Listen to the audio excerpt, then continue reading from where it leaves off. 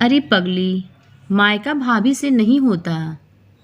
सोनल की भाभी सोनल को 4 बार फ़ोन कर चुकी थी, पर सोनल फ़ोन रिसीव ही नहीं कर रही थी। बाद में जब सोनल को किचन से बाहर आई तो देखा उसकी भाभी की 4 मिस कॉल हैं लगातार। यह देखकर वह घबरा गई, क्योंकि उसकी भाभी को पता होता है कि अगर सोनल 2 बार में फ़ोन नहीं उठाती है तो इसका मतलब यही है कि वह अपने काम में व्यस्त है और या फिर फ़ोन से दूर है। अब सोनल का मन घबरा रहा था, क्योंकि भाभी के 4 फ़ोन लगातार आने से उसे टेंशन हो गई थी, क्योंकि सोनल की मम्मी की तबीयत इन दिनों ठीक नहीं चल रही थी। अभी 2 दिन पहले ही सोनल अपनी मम्मी से मायके में मिलकर आई थी।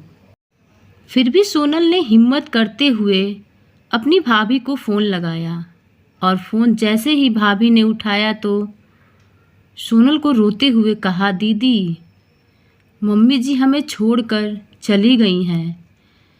रात को अच्छे से सोई थी, सुबह आपके भैया और मैंने खूब उठाने की कोशिश की, पर वह नहीं उठी। तब हमने डॉक्टर साहब को बुलाया, फिर उन्होंने बताया कि मम्मी जी अब नहीं रहीं।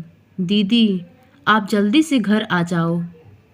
इतना सुनते ही सोनल की आंखों से आंसू बहने लगे।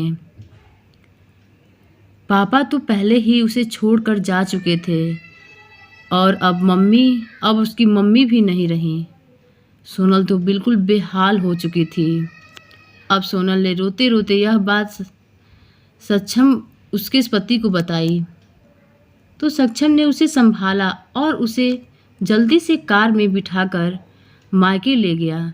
सोनल जैसे ही अपने घर पहुंची तो अपनी मम्मी के शरीर को देखकर उससे लिपट गई और खूब रोई। आखिर में सक्षम ने उसे किसी तरह समझाया और माँ का अंतिम संस्कार किया गया। सारे विधि विधान होने के बाद भी सोनल की रुलाई रुकी नहीं रही थी। उसे माँ की बहुत याद आ रही थी। तब सोनल की मौसी ने उसके आंसू पोंछे और उसे संभाला और कहा, सोनल बेटा, ऐसे दुखी मत हो। दीदी नहीं रही तो क्या हुआ, मैं हूँ ना तेरी मौसी। मेरा घर भी तेरा मायका है। तेरा जब मन करे तब आ जाना अपनी मौसी के पास। वैसे कहते भी तो है ना, मौसी मतलब माँ जैसी। बेटी, मैं तेरा दर्द समझ सकती हूँ, क्योंकि तेरे पापा तो पहले ही तुझे छोड़कर जा चुके हैं और आज दीदी भी चली गई। कहते हैं ना कि माँ के जाने के बाद तो लड़कियों का मायका ही छूट जाता है। यह भाभी तो बस दुनिया को दिखाने के लिए नाम का रिश्ता होता है, क्योंकि मायका तो माँ से ही होता है। सोनल भी मन ही मन सोचने लगी कि शायद मौसी ठीक ही तो कह रही हैं, और वह मौसी से लिपट कर ज़ोर ज़ोर से रोने लगी और कहने लगी, क्या मासी, मेरा भी मायका अब नहीं रहा। तभी सोनल की भाभी दूर बैठी दोनों की बातें सुन रही थी। पहले तो भाभी ने सोचा सोनल को चुप कराया और फिर उसे दिलासा दी। फिर भाभी ने मौसी से कहा कि मौसी जी, आपने ऐसे कैसे कह दिया कि मायका केवल माँ से ही होता है।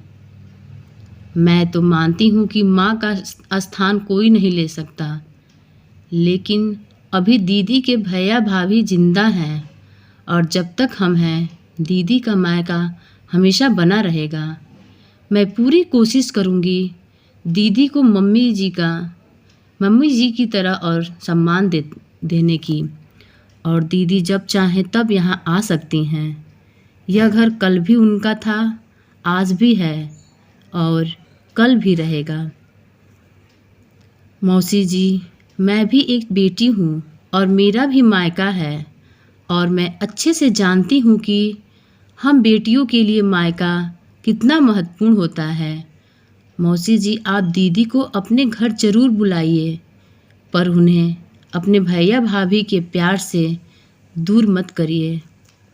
तभी मौसी ने कहा, बहू, आज के ज़माने में तेरी जैसी सोच रखने वाली भाभी बहुत कम मिलती हैं। मुझे माफ़ कर दे, मैंने सोनल को गलत राह दिखाई।